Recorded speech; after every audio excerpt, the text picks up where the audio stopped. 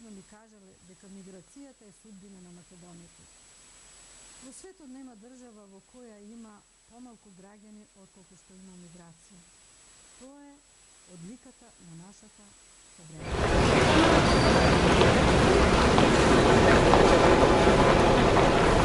Македонската емиграција може да се подели во два периода, иако е неделиво, бидејќи рековме тоа е органско историски поврзана целина на македонскиот народ. Тоа е првата е поимиденското востание до Втората светска војна, каде што македонците по распрачување на Македонија како етничка Македонија одат во Италија, одат во Англија, оттам одат со прекоокеански бродови во Америка, посебно Јужна Америка, но тоа е првиот дел, да речем, на живење на македонската емиграција, која патувала преку Атина, преку Софија и преку Белград. Вториот период, како што споменав, тоа е македонската емиграција по создавање и возобновување на македонската држава, на Република Македонија во федерална единица, во тогашна Југославија, така што се уште и ден денеска македонската емиграција работи на македонската кауза во однос не само на возобновена македонска држава, обновена значи македонска држава, туку македонската емиграција по ослободување и формирање на Република Македонија во вардарскиот дел на етничка Македонија, едноставно се бори за обединување на Македонија. Тоа се нејзините главни идеали во однос на македонскиот народ и создавањето на македонската држава.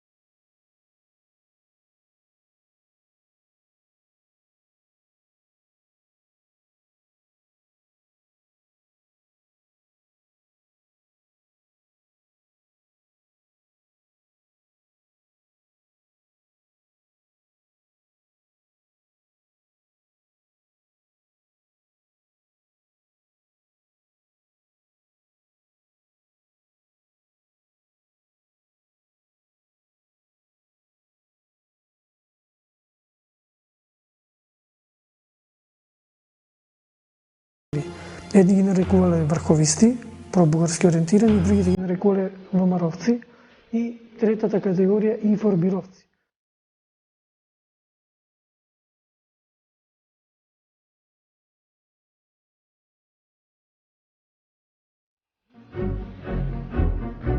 Една од наистакнатите личности и најмаркантната фигура на македонската политичка емиграција, а може слободно да се каже и единствен македонски политички дисидент, е Драган Богдановски. Македонски публицист, политички емигрант, дисидент, политички затвореник, еден од основачите на ВМРО-ДПМН, кој 30 години беше во челните редови на македонската патриотски настроена емиграција, го посветува целиот свој живот на идејата за независна, обединета и демократска Македонија. Со таквата своја дејност, Богдановски од своите младешки години, па речиси до својата смрт, беше изложен на невидени притисоци и репресија од страна на југословенските и македонските служби за државна безбедност, како и од европските разузнавачки служби.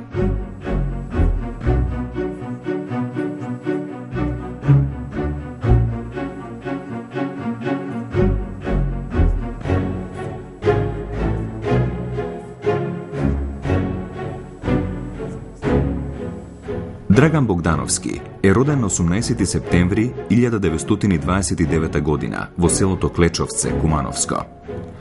Основно училиште завршил во Куманово, а средното земјоделско училиште почнал да го изучува во Битола, а го завршил во Скопје. По завршување на средното училиште, средно земјоделско училиште во Скопје, како талентиран ученик, тој од владата на Република Македонија доби стипендија, како награда доби стипендија и се запиша на земјоделски факултет во Белград, одсек ветерина. Уште на третиот семестар од студиите се пројавува како иницијатор за формирање на Македонски студентски клуб во Белград и набргу поради политичката промакедонска активност бил уапсен. Земал од еден пријател машина за куцање. Тој го ја искуцал еден примерок, па на шарпирограф ги умножил и за неколку примерка залепил по Белград, да ги организира македонските студенти во Белград. Но по полицијата, по машината, која имал машината, го најдат човекот кој ја поседувал машината и тој кажал дека тој човек му е дал на услуга. Во Белград го протолкувале како македонски настроен, го судуват на затвор 6 месеца. Тој одлегува 4 месеца во Белград во затвор и по излегување од затворот во пресудата упишуваше дека нема право за запишување на ниедна образовна установа во бивша Југославија. Оваа неакадемска мерка силно влијаела на неговиот животен пат. Одлучувајќи се да избега од комунистичка Југославија, тој легално пребегал во Грција. Еден од првите луѓе кои жртвувајќи се и пребегајќи од тогашна Југославија и Република Македонија, Федерална Македонија, во грчкиот логор Лавријан, така тука се среќави со група на Струмичан и така натака, пребегнува, оди за Бразил. Драган Богдановски при крајот на 1951 година, заедно со други македонски емигранти, заминале со брод за Дженова, Италија, а оттаму за Аргентина и Бразил. Од почетокот на 1951 година до 1957 година ние немаме никаква информација за него. Дали е жив, каде е, што работи и дали е... Дури мајка ми излегуваше на гробишта со црна облека, раздаваше за него по тие наши селски адети.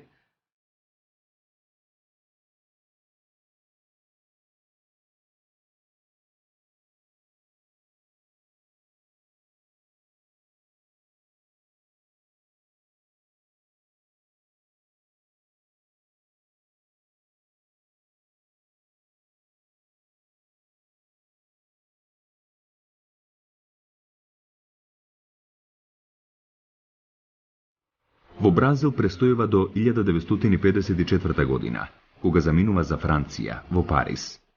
Веднаш се запишува на престижната Сорбона.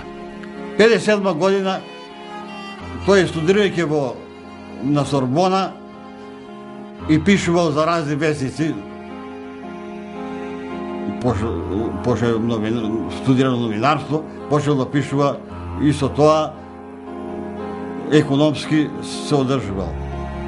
Како новинар имал можност да ги посети државите на Блискиот Исток, Соединетите Американски држави, Канада, како и другите држави во Западна Европа, а воедно го следел печатот и настаните за се што се случувало во Југославија и Македонија. Викам, добро брат, како ги научи тие 10-12 јазика ти странски да зборуваш. Вика вака. Во Аргентина и Бразил научи испански и португалски. Таму се зборува така. Руски знаеше уште и англиски прилично овдека уште знаеше. Овие другите во Париз го научил францускиот затоа што беше студент на Сорбона. Тука за да студираш во Германија живееше и во овие други земји во сите, значи германски го знаеше, диалектички да го зборува. Така да тој беше многу умен, се што чуеше, брго учеше. Во Париз, под негово раководство, е формирана првата организирана група на македонски студенти со името Народен фронт. Групата действувала до 1957 година, а главна задача и била да ги врбува студентите и сите други што доаѓале на студирање и усовршување од комунистичка Југославија. Групата го издавала весникот Македонска искра. По интервенција на овие наши страни земји, Бугарија и Грчија, французите му забранува да пишува, да го издава тој вестник. На 27. април 1957 година Драган Богдановски и македонскиот политички емигрант од Швајцарија Пецо Спасовски во Лозана одржале основачко собрание и формирале организација Македонски национален фронт. Низината главна политичка програма била насочена против комунистичка Југославија и Бугарија и кралска Грција со цел борба за слободна и независна македонска држава. Организацијата успеала да отпечати само еден број на вестникот Македонија на македонски јазик. Во Париз се сретнува со својата идна сопруга Брит, по потекло од Норвешка, од Осло, и со неа се земаат, склопуваат брак. Со неа има и два сина, Перн Арне и Иво. Низиниот татко бил главен архитект на Осло, имал своја печатница. Во неговата печатница Богдановски го печатал списанието Македонска лоза, што излегувало еднаш месечно на македонски јазик со вкупно 9 броја. Посветен на својата татковина, неговата сопруга ќе изјави: "Да, точно е, бев омажена за еден Драган, меѓутоа тој не беше оженет со мене, тој беше оженет со Македонија." Ја запоставува фамилијата. Влегува во политика да ја организира нашите селеници во борба за создавање на така наречена слободна Македонија. Меѓутоа, Драган Богдановски е немирен дух и тоа го живее со македонската емиграција во Белгија, во Норвешка, во Германија. Списанието Македонска лоза станало орган на организацијата Македонски национален комитет, формирана од една мала група македонски емигранти од Гетеборг, Шведска, начело со Драган Богдановски и Миле Илиевски. Во 1960 година, организацијата Македонски национален комитет го преместува своето седиште во Осло со свој печатен орган, вестникот Слободна Македонија, уредуван од Драган Богдановски. Првата средба со Драгана е во Минхен. Се сретнавме со посредство на Благој Шамбески, кој живееше во Минхен. И така почнеме да контактираме, да разговараме за проблемите на Македонија, дека Македонија во оквирот на Југославија е подредена земја, дека таа е мачеха за македонците. После таа прва средба, прво видување со Драган Богдановски во Минхен, јас во него видов човек кој ми одговараше на мојата идеја исто, значи како човек кој сака да се спроведе илинденскиот идеал за слободна, независна, обединета Македонија, за решавање проблемите на македонскиот народ во оквирот во една обединета Европа. Од 14 до 16 јули 1967 година во градот Кил, Западна Германија, се одржал основачкиот конгрес на новата македонска емигрантска организација, Националниот совет на Ослободителниот комитет на Македонија. На конгресот присуствувале 60 македонски селеници, политички емигранти, работници на привремена работа во странство, студенти и научни работници, што се наоѓале на студии на работа во странство, како извесен број делегати од Македонија. На собранието, Драган Богдановски им се обратил на присутните со темата Македонија, земја на несреќни, во која меѓу другото истакнал: Македонија е земја на несреќни. Понесреќна земја од неа нема и немало во Европа, па и во целиот свет. Македонскиот народ вечно живее една трагична историска судбина, која се протегнува цели 12 столетија. Причината за таа наша вечна национална трагика лежи во географско-стратешката положба на нашата татковина, која е крстопат меѓу исток и запад и богат плен за империалистичките апетити на сите мегаломани од соседните земји. Светот денес е поделен на два големи воени и обштествени лагера. Ние не треба да чекаме комунизмот да падне, па да создаваме македонска држава, како и што не треба да чекаме Грција да се комунизира, па да ја ослободиме Македонија. Треба да работиме во услови онакви какви што се сега. Треба да водиме една умна и современа политика, која ќе има влијание и во сегашниот политички живот во Македонија, како и во односите меѓу балканските држави, со кои е сврзано македонското прашање. Ние сме горди со нашата Македонска република, горди сме со нашиот македонски литературен јазик и со нашата света македонска национална црква. Нашата борба не е борба за уривање на нашата Македонска република, не е, зашто таа е наша македонска држава. Ние сакаме само да ги урнеме од власта србоманските предавници и од нашата Македонска република, да направиме македонски Пиемонт, обединителна јатка и за Пиринска и Егејска Македонија. И почнеме почесто да се среќаваме, имаме средби, значи не само во Минхен, во куќата на Благој Шамбевски, него средби и во Париж. Тука со наши македонци, излагаме, шетаваме, дискутираваме. Тек после дојде идеја 1971 година македонска нација, да се печати македонска нација. Се печатеше во печатницата во Минхен, кај еден унгарец, во Лого се викаше печатницата. Тоа материјалите Драган ги печатеше и ми праќаше мене и така повеќе броеви кои ги ширевме, ги дававме и така натаму. И постепено македонска нација стана борбено знаме на македонската емиграција.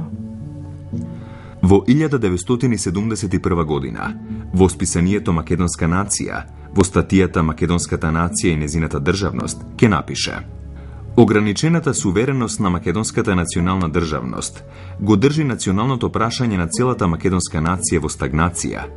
Во таа околност, борбата за македонското национално ослободување е заледена на една, така да се рече, неподвижна точка.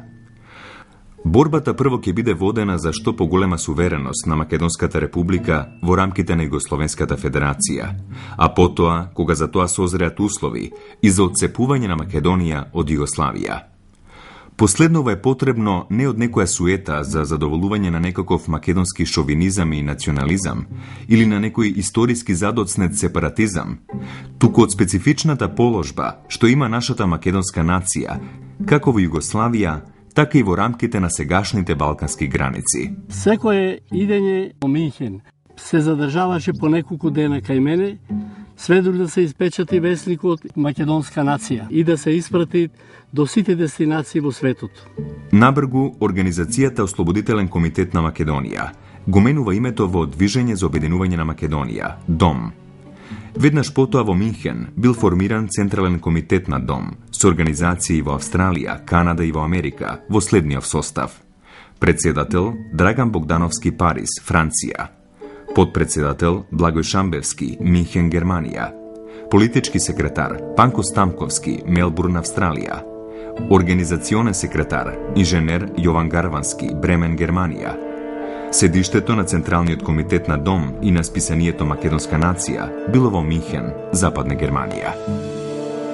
Во 1971 година, на страниците на Македонска нација, во статијата "Потребно е да се бара меѓународна и европска одбрана на Македонската република", ќе напише: Југославија се наоѓа пред распаѓање. Болниот на Балканот ја испушта својата грешна душа, ја предава на ѓаволот за да ја однесе в пекол, каде што и е местото, зашто и самата беше пекол додека беше жива. Врз гробот на Југославија ке плачат само српските хегемонисти и по некој јаничар на српскиот империализам во Македонија, на кој неславната покојничка му обезбедуваше раскош и разврат. Сега, пред самото распаѓање на Југославија, ние македонците треба да се прашаме што да правиме, кој пат треба да го фатиме. Нема никакво сомневање дека распаѓањето на Југославија ќе биде судбоносно за Македонската република. Од нас македонците ќе зависи дали тоа ќе биде во полза или на наша штета. За да биде во наша полза, ние треба навреме да ги преземеме сите мерки што се потребни за да спречиме при распаѓањето србите да ја окупираат Македонската република и пак да ја прогласат за Јужна Србија. Оти постои таква опасност, му е јасно на секој македонец кој знае трезвено да мисли. Ние уште сега треба да бараме од Обединетите нации и од Европската заедница да испратат војни единици во Македонската република, како гаранција за спречување на една крвава граѓанска војна и за обезбедувањето на територијалниот интегритет и националната сувереност на Македонската република. На 3 ноември 1973 година, организацијата ДОМ се преименувала во Движење за ослободување и обединување на Македонија, ДОМ. Јас предложив да се промени името, да се викам Ослободителен комитет на Македонија. Не одговара многу на нашите идеали што ги мислиме, него да биде како Движење за ослободување и обединување на Македонија. И тоа се прими и од тога почна, значи не се викаше ОКМ, Ослободителен комитет на Македонија, него Движење за ослободување и обединување на Македонија, ДОМ. На 13 април 1974 година во Минхен бил одржан Општиот конгрес на ДОМ, на кој Драган Богдановски бил избран за председател. Во една средба со Драгана, он ми предложи и ме праша, ме замоли дали можам јас да не печатиме во Минхен, пошто после Логос македонска нација се печатеше кај украинците. И тоа беше поврзано со издатоци. Драга ме запраша, вика ти си чесен, те знам за македонската кауза и така натаму. Дали можеш да способиш да весникот да се печати кај тебе во Берлин? Вика, има една машина која треба да се купи за 25.000 марки тогаш. Јас се сложив за тоа и јас почнав тоа да го правам доле во ресторан Ново Скопје, во подрум, има големи простории, и почнавме да припремаме за печатницата.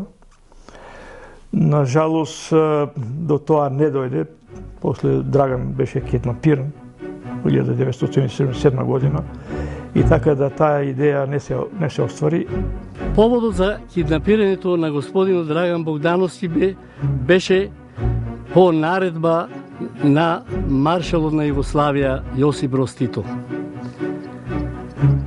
Кога беа повикани председателите од Европа во Хелсинки за да одржат за човековите права, се знаја сите председатели од која држава се, а овие не ги знаја кога таму беше воден и Драган Богдановски со негови соработници.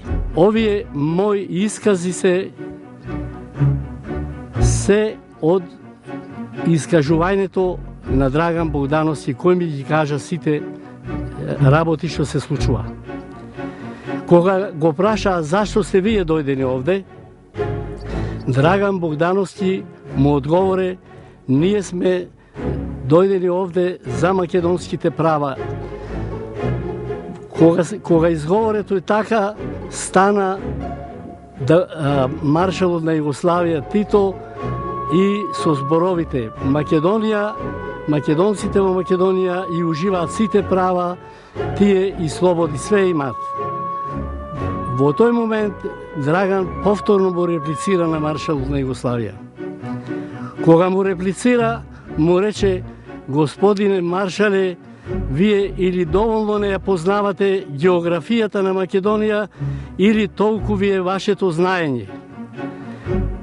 И тој повеќе не му рече ништо, само кога се вратил назад, издал наредба. или жив или мртов да се донеси во Југославија господинот Драган Богдановски.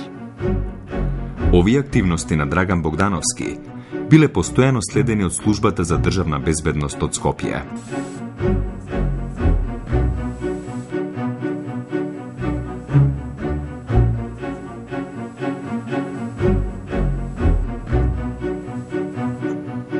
Службата за безбедност УДБА почна да работи на то и едно време кога се најавил Драган дека ќе дојде кај пријателот во Париз,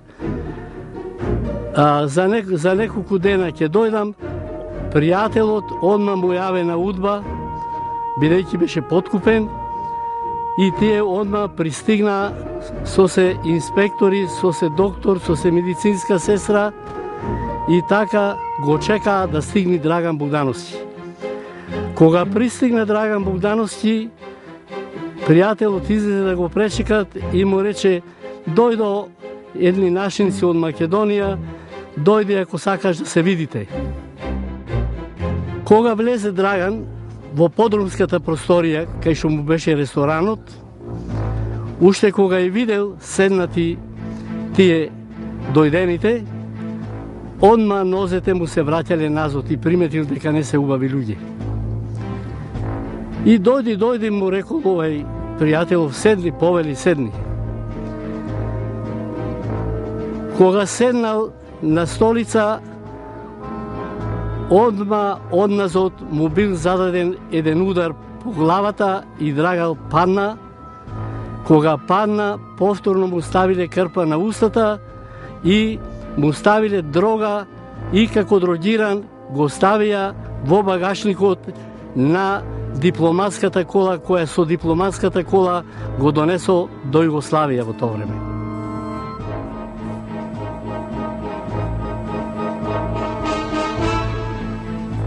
Кога стигнале на граница на австриско-југословенска граница на местото Шентил, инспекторот Никола Илиевски рекол: отворете го капакот да го видите дали е жив или не е жив. Ако е жив, добро, ако не е жив, одма да го isfрлите вендек. Во тој момент Драган беше отрезнет, сите тие работи ги слушаше. И наредбите што ги издаде овај, и сето тоа што му се случуваше.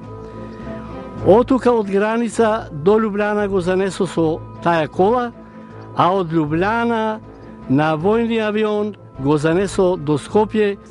Од страна на државната служба на УДБА, со тоа што е префрлен во Скопје, мислам најпрво во Јасен.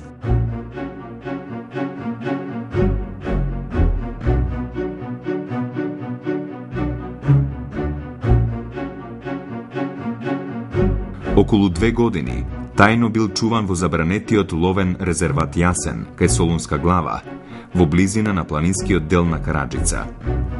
Постојано бил испрашуван од инспекторите на службата за државна безбедност за да ги открие своите политичко-емигрантски соработници низ Европа, нивната мрежа и дејност на организацијата во Европа и во светот.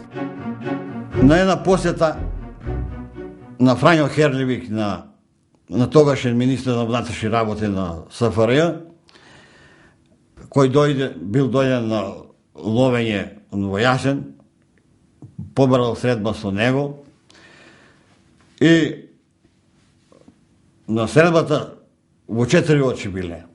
Немал ни еден инспектор друг и овој Фрањо му вика: Драгане, пуно време си тука, вика, твоите мислат, а и тебе са ти предложиле да излезеш на телевизија и да кажеш дека ова што си го работел е заблуда. Сега, кога си дојден тука, си видел дека не е тоа што си мислил, дека тука се сменило на добро, све тој. И излезе на телевизија тоа да го кажеш и ние нема да има судење, ќе те ослободиме. Но тој не се сложи со тоа. Кога разбравме дека Драган е киднапиран, јас се поврзав со Миле Илиевски, кој живееше во Гетеборг, и отидов кај него, останав неколку дена, и му предложив дали можеме да ја вклучиме Amnesty International да се заинтересира за киднапирањето и затварањето на Драган Богдановски. За таа потреба ние сакавме да ја вклучиме и жена му, Брита, на Драган Богдановски, да она исто се вклучи во нашата работа. Меѓутоа, она ни напише едно писмо, дека Драган Богдановски само децата ги има направено, 2 сина, и ни еден пат не пратил ни 100 марки за издржавање на децата. И вика, он е влюбен во Македонија. Македонија му е жена, Македонија му е мајка, Македонија му е сестра. И она откажа соработка. Во декември 1978 година, Богдановски бил префрлен во истражниот затвор Шуто Оризари во Скопје, каде 18 месеци останал во притвор изолација. Па во Шутка испитуване негде околу 18 месеци и декември 1978 година почна судењето пред окружниот суд во Скопје, каде што председател на кривичниот совет е Милан Стојановски, кој понатаму, колку што јас се сеќам, станува и директор на затворот на Идризово, а дека обвинител е Јово Трпеновски. Сметам дека при таквото судење е осуден и обвинуван со квалификација тогашниот кривичен закон на Југославија како државен непријател против југословенската држава и социјализмот, односно комунизмот. Македонската јавност за прв пат ќе биде запознаена за случајот Драган Богдановски преку објавениот судски процес против Богдановски во весникот Нова Македонија на 17 февруари 1979 година. Немам слушато за него ништо. Немавме информација, ни ја, ни мојата фамилија цела, немавме информација, се до прочитување во Нова Македонија за неговото суѓење и разбраме од Нова Македонија. При тоа во рубриката Судска хроника, вест од окружниот суд Скопје со наслов за непријателска дејност 13 години затвор, била објавена веста. На 5-дневно судење во окружниот суд во Скопје вчера издадено соопштение според кое Советот од Петмина, под председателство на судијата Миладин Стојанов, му изрече пресуда на обвинетиот 50-годишен Драган Богдановски од село Клечовце, Комановско, емигрант во повеќе западноевропски земји од 1951 година, поради извршено кривично дело, здружување заради непријателска дејност од 1956 до 1979 година, кога илегално дошол во земјата. За делата изнесени во обвинението, што го застапуваше окружниот јавен обвинител Јован Трпеновски, а кој на главниот претрес, одржан од 12 до 16 февруари, во целост беа докажани, судот му изрече казна затвор во трајање од 13 години. После пресудата беше пренесен во Идризово. Пренесен во Идризово во зградата што се викаше Чавкарник. Ови се искази све од господинот Драган Богдановски. Иако е осуден и издржува казна во Идризово, сепак и меѓународните организации се заинтересирани за животот на Драган Богдановски во затворот во Идризово. Тоа е една интернационална организација, International, која ги прати судењата во комунистичките земји, така што беше и пратено судењето на Драган Богдановски и каков статус има и како живее во Идризово, што е многу интересен податок. Инаку за судењето и осудувањето на Драган Богдановски единствени кои издаваат вест, колку што мене ми е познато, тоа е, мислам, Политика во Србија и французите во Париз. Веднаш по пресудата, меѓународната група за амнестија од БАКС во Соединетите Американски држави упатила писма до председателот на Врховниот суд на Социјалистичка република Македонија со препорака веднаш да се ослободи од затвор Драган Богдановски. Исто така, Организацијата Народно-слободителниот фронт на Македонија од Гетеборг, реагирајќи на апсењето на Драган Богдановски, укажала дека Драган Богдановски не бил непријател на македонскиот народ, недвосмислено ја изразувал револуционерната цел – ослободување и обединување на Македонија, како најсветол идеал на македонскиот народ во поделената татковина Македонија. Желбата да го видам Драгана на некој начин и да покушам дали можам да му помогнам беше голема. Прашав на службени лица одговорни за Драган Богдановски, дали можам да го посетам Драган Богдановски во затворот и Дризово. И тие ми овозможија да се видам со Драган Богдановски. Тоа беше прва средба, значи имал право само брат му да го посетува. Ја прв вака од надвор што го посети Драган Богдановски во затворот. При нашата средба во Идризово, јас дури едва го препознав. Не беше оној брат Драган кој го видел во Михен пред 8 години. Тој беше изменет, побледен, па прилично и остарен, тромав. На моето прашање како е, што е тука, добро е, брат. Не сакаше да каже дека е. Бев единствен затвореник кој цело време беше под специјален режим на самици и изолација. Првата година во затворот, единствените луѓе што ги гледав беа чуварите кои ми носеа храна, што не е дозволено со ниеден закон. И подоцна, никогаш не бе во келија со други затвореници. По задолжителната работа ме водеа во келија на изолација, се до следниот ден во затвор. На моето прашање, каде ти беше потешко? Тука ли во Идризово или во Јасен? Тој века, и двете работи беа тешки. Него за Маш, за војвода, тој ни едно, ни другото не беше тешко. Во Јасен имал секојдневни испитувања за да ги барале да ги каже со работниците. Во затворот Идризово, на Драган Богдановски му било возможено да работи како библиотекар во библиотеката, при што се занимавал со обработка на теми од историјата на македонскиот народ. Според една белешка од Службата за државна безбедност од 11 февруари 1981 година, Богдановски во затворот исцело се ангажирал во опишувањето на историјата на македонскиот народ во 3 тома. На ваков начин, како што пишува изворот, тој сакал да ја докаже својата оддаденост на македонскиот народ и дека единствено го интересирало македонското прашање. Во исто време дури беше таму, му дојдоа од Норвешка и неговите синови. Не му дадо шанса да го видат татко му и поново се вратија синовите назад. Председателството на Социјалистичка република Македонија на 18 ноември 1987 година донело одлука за помилување на Богдановски, а е пуштен на слобода на 8 декември истата година. Нема можности каде да го сместат. Наводно немале стан за Драган Богдановски. Тога тие ми спомнаа, вика, ти би дали пари, вика, би помогнали за, викам, ја би помогнал, викам, колку пари би треба, колку би требало, тие ми спомнаа една сума од 20.000 марки, кои јас ги пратив по брат ми и ги добија тие пари. Му дават стан во Капиште, на 14 спат во една кула, и тој ни се јавува телефонски. Вика, јас сум слободен,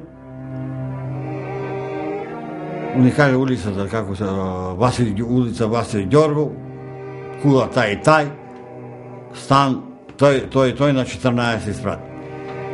И ние се организираме тука, идеме, го видиме с цела фамилија, го посетиме во станот, на прашање чиј е стан, кој ти дали, тој вика, станот го купиле, дале паре, неговите соработници Јаковлевски. И сместен во тој стан, после разбрав дека таа зграда го припадала на полицијата и како Драган после ми кажуваше, тие постојано го пратиле. Дури некоја жена му пуштиле тамо да кобајаги да се запознае со љубовница, ама која била соработничка на службите. И кога иде од затвор, не беше оној Драган, брат Драган кој беше сиров, јак, веќе се разболува, почна да оди на страна со една нога, добива шекер. Ми се јави на телефон дека е пуштен на слобода и дека сака да дојде кај мене во Ресен да се видиме. Тој одма дојде во Ресен, јас му обезбедив соба за работа, соба за преспој и сакав малце да го извадам надвор во шума, на езеро, да се малу рехабилитира, затоа што стално во затвори, значи во такви беше тешки услови. И го однесов на езерото во Асамати. Кога го однесов во Асамати, кога се раслече за да се капи, кога видов што ќе видам, видов деформисана личност од еден убав маж лепотан, удбашите го деморалисале, го искривиле сосе. И во рамена беше искривен, и нозе, и дури кривеше во одење. И така почнав да го шетам кај мои роднини пријатели, до село, до планина, и така повеќе време стоеше. Али секој ден мораше да се пријавуваат во полиција, затоа што требаше да го знаат кај кого е. Викам, ја дојдов и да ве прашам, зошто го киднапиравте Драган Богдановски? Значи, од една страна тврдите дека вие сте република на македонскиот народ, киднапирате еден човек кој целиот живот го посвети за Македонија, кој никого нито убил некого, нито дал наредба да се убие или нито фрлил бомба некому. Викам, го киднапирате, викам, кој се бори за Македонија, за обединувана Македонија. И тогаш едниот од службениците ми рече, јас сежем кога зборувам, вика, ова, вика, беше грешка на нашата служба. Киднапирањето на Драган Богдановски беше грешка на нашата служба. Тој ми кажуваше дека работел во собранието на уредување на еден вестник на англиски јазик неколку месеци. И кажуваше дека работно место му било близко до резиденцијата на Киро Глигоров. И вика, и премпен барал пријем кај него, Глигоров не сакал да го прими. По известно време поново осете дека вршат притисак и под големи строги контроли и мораше поново да ја напушти државата. Во Стокхолм, Богдановски најнапред создал Координативен совет на Демократската партија за македонско национално единство, ДПМНЕ. За председател на советот бил избран Драган Богдановски, за подпредседател Панко Стамковски од Австралија, а за членови Миле Илиевски и Страхил Пеев од Шведска, Јонче Трајчевски од Австралија, Борис Петков и Данчо Бојковски од САД и Стојан Ковачев од Франција. На 23 јануари 1990 година Богдановски испратил барање до Сојузниот извршен совет на СФР Југославија во Белград и извршниот совет на СР Македонија во Скопје за враќање на македонската емиграција и за регистрирање на партијата Демократска партија на македонско национално единство. Нашево барање се состои главно од идната вистинска демократија во Југославија не може да биде својна само на поедини избрани народи. Право на вистински демократски живот има и македонскиот народ. Демократската партија за македонско национално единство бара право да се конституира и на територијата на Социјалистичка република Македонија, како македонска демократска партија, рамноправна во сите права и задолженија со другите партии кои постојат во СРМ. Во април 1990 година Богдановски присуствувал на првиот консултативен состанок во Берлин за формирање на партијата ДПМНЕ во Република Македонија. Значи, 90 година Драган Богдановски ме викна на телефон и рече: Гоце, јас имам основано една партија, ДПМНЕ, Демократска партија за македонско национално единство. Ти, вика, постојано си ме поддржавал, 30 години соработуваме, дали сака да ме поддржиш, да ја оствариме и целта. Вика, сега со паѓањето на Белинскиот зид почнаа да дуваат други ветришта, дека можеме сега тоа што го правиме во емиграција да го спроведеме во дело во внатрешноста во Република Македонија.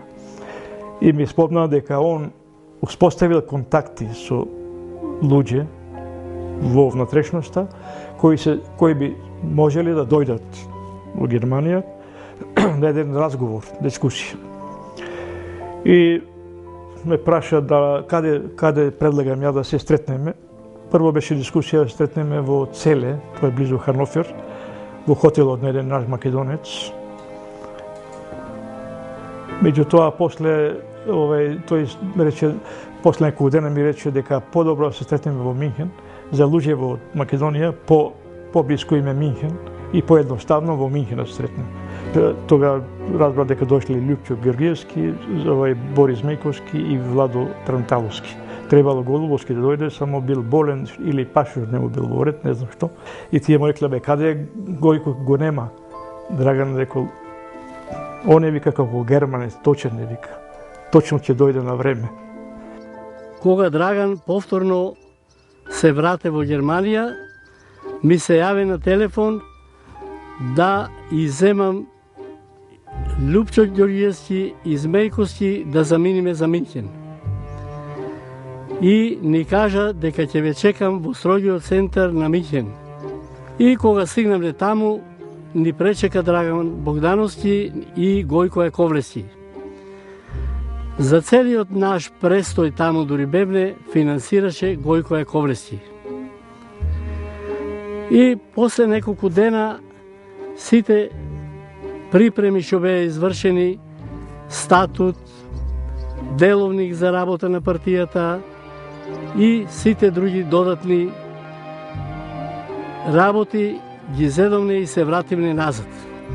Кога се вративне назад, директно дојдовне во Ресен во мојата куќа.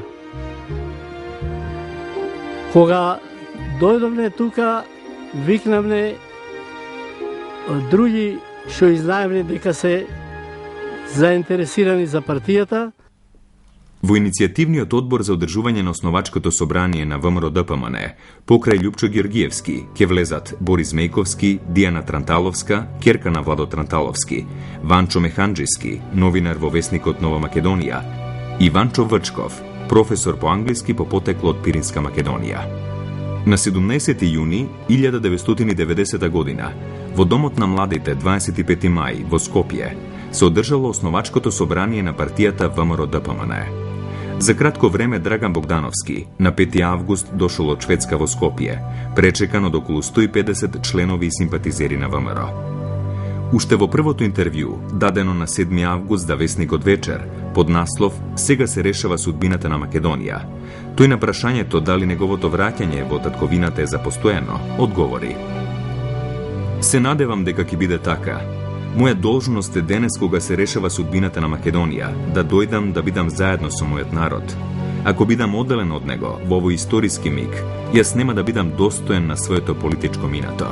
На првиот конгрес на ВМРО-ДПМН, одржан на 6 и 7 април 1991 година во Прилеп, Драган Богдановски, како почесен претседател на ВМРО-ДПМН, го поздравил конгресот, обраќајќи им се на присутните 238 делегати и гости со зборовите: "Сигурен сум во понатамошниот успех на партијата ВМРО-ДПМН, што победи во повеќепартискиот систем. Ве поздравувам за обединување во ВМРО-ДПМН и овој конгрес да остане конгрес на македонското единство. Во вас гледам македонски комити и војводи. Апелирам да се сплотиме околу ВМРО-ДПМН и конгресот да биде конгрес на единство на Македонија. Ве поздравувам и ви пожелувам успешна работа." Предлагам господинот Драган Богдановски да го избереме со акламација за почесен претседател на нашата партија.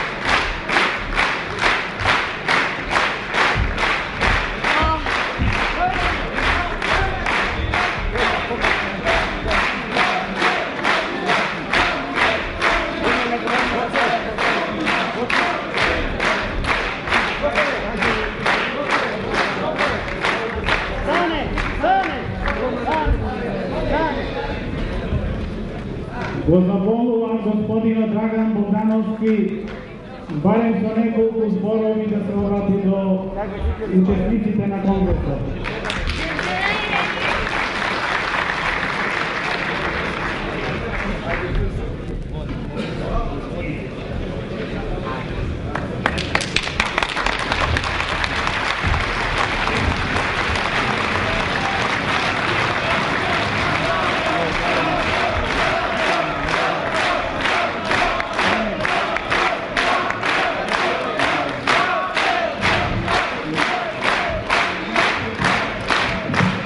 Благодарам за честа која ми ја укажавте и пред вас ветувам дека и во иднина ќе работам за Македонија како што работев до сега.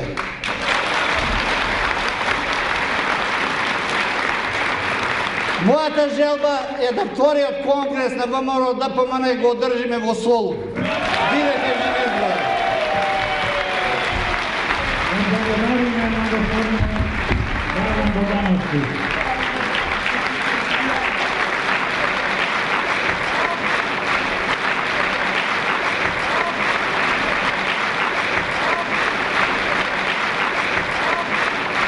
Јас предлагав да првиот председател на Република, независна Република Македонија, што се надеваме дека ќе го постигнеме, да биде Драган Богдановски. Тој вика да гоче, нема грешка, вика тој ќе биде. Така ми обеќаваше и Змејковски и Лјупчо Ѓоргиевски. Меѓутоа, после тука настана контроверзи, ги собра професионалците стари, така наречени комунисти што беа, и веднаш им обеќа стан, плати, и им рекува само Драган и Гојко да не бидат. Вика, тие се долгогодишни мигранти, вика, тие не се чувствуваат како македонци. Иако 30 години трчаме и се бориме за Македонија. По известно време, Богдановски се вратил повторно во емиграција во Шведска, продолжувајќи со објавување написи посветени на прашањето за иднината на Македонија.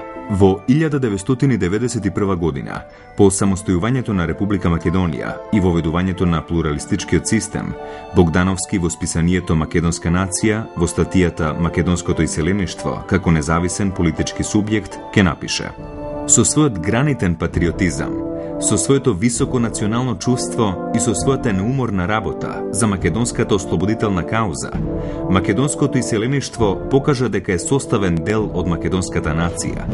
Покажа во иста мера како и деловите од нацијата во распарчената татковина дека е загрижена за судбината на Македонија.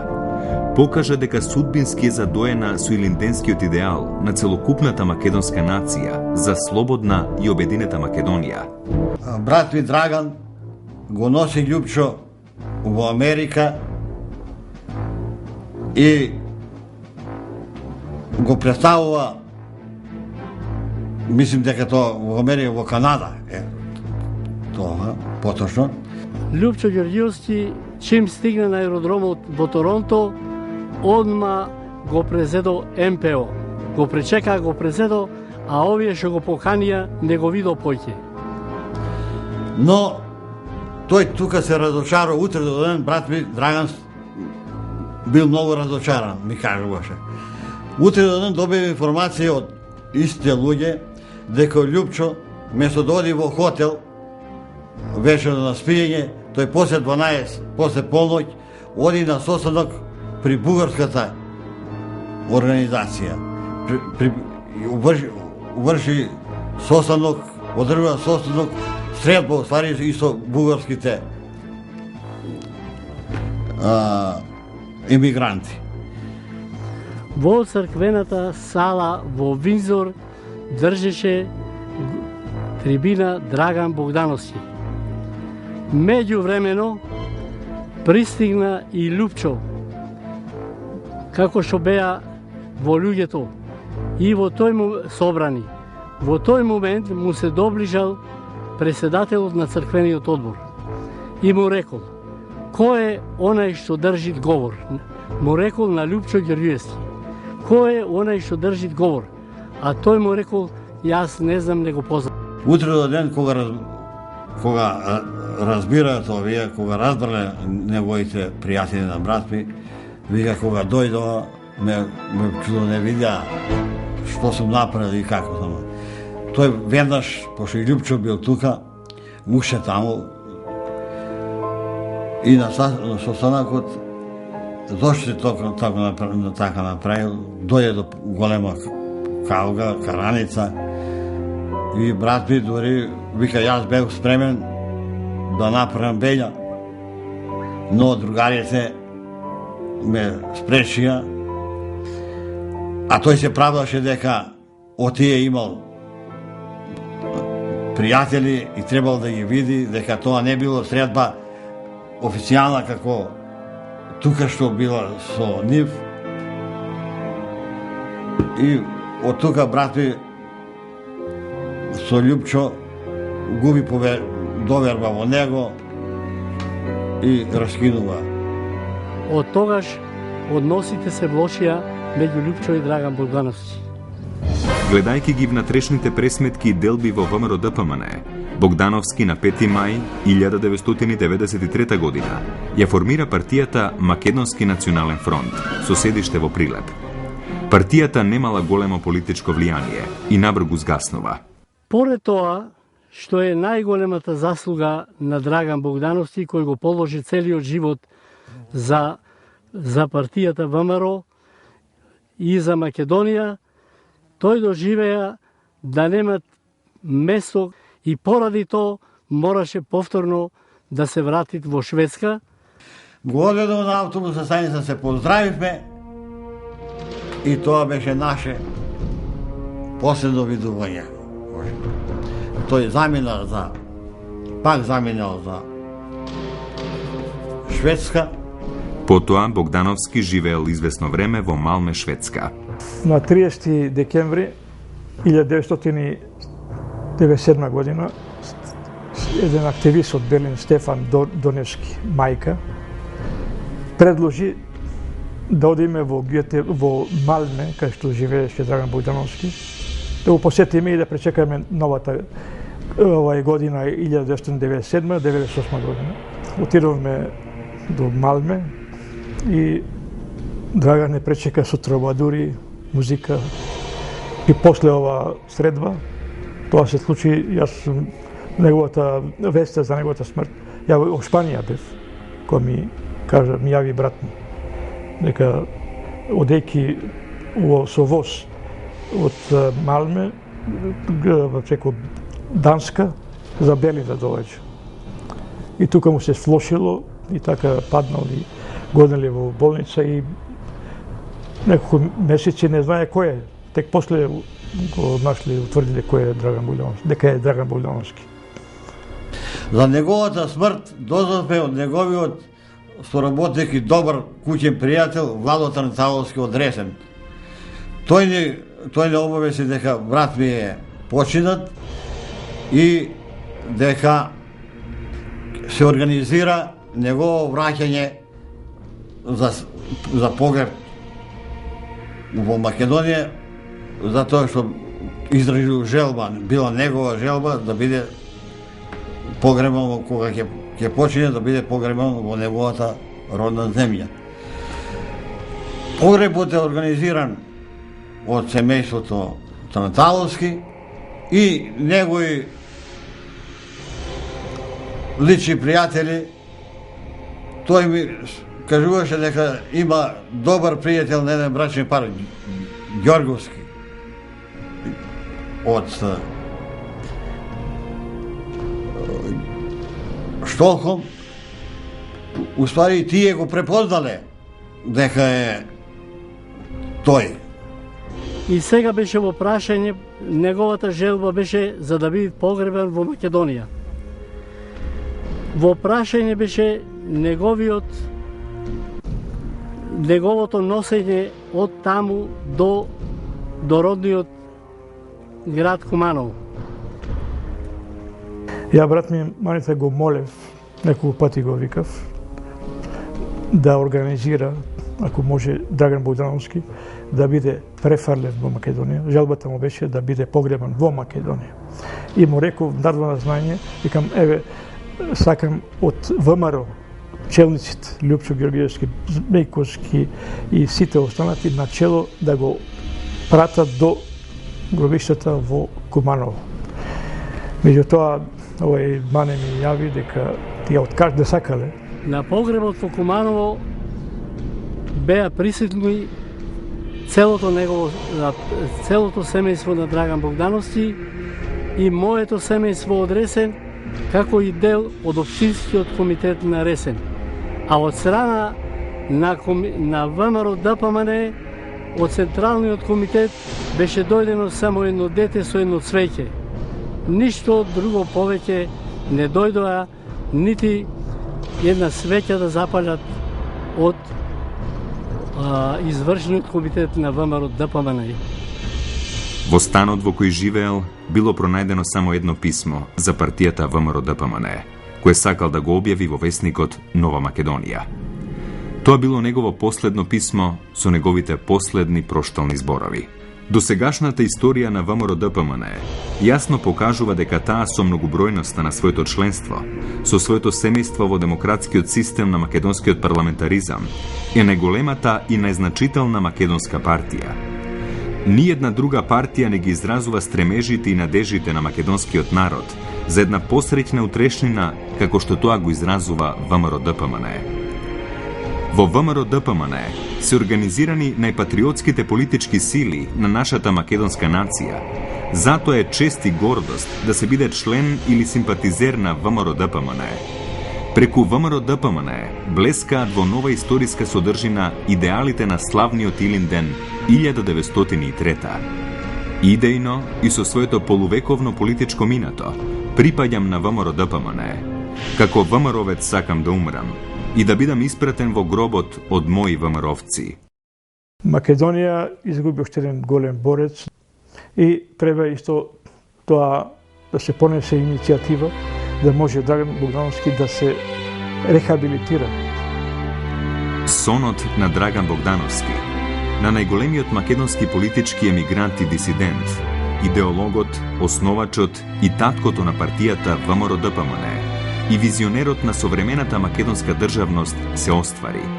Македонската држава, за која со децении во емиграција се бореше и страдаше, ја виде самостојна и независна.